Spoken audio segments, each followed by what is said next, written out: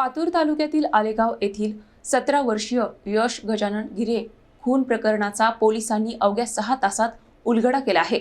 स्थानिक गुन्हे शाखा आणि चांदणी पोलिसांच्या संयुक्त कारवाईत तिघा आरोपींना ताब्यात घेण्यात आले आहे। पातूर तालुक्यातील आलेगाव येथे 17 वर्षीय यश गजानन गिरे यांच्या खून प्रकरणात पोलिसांनी वेगवान कारवाई करत अवघ्या 6 तासात तिन्ही आरोपींना जेरबंद केले आहे। वसंतराव नाईक विद्यालयासमोरील शेकापूर फाटा परिसरात कौटुंबिक वादातून यशवर चाकूने हल्ला करण्यात आला होता। या हल्ल्यात त्याचा घटनास्थळीच मृत्यू झाला होता। घटनेनंतर आरोपी फरार झाले होते। पोलीस अधीक्षक अर्चिक चांडक आणि उपविभागीय पोलीस अधिकारी गजानन पडघन यांच्या मार्गदर्शनाखाली 3 विशेष पथके तयार करण्यात आली।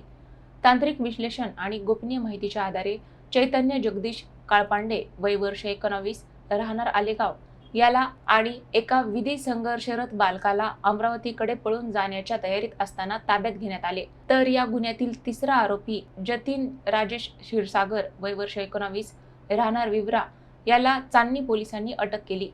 या जलद आणि समन्वित कारवाईमुळे पोलिसांच्या कामगिरीचे सर्वत्र कौतुक होत आहे।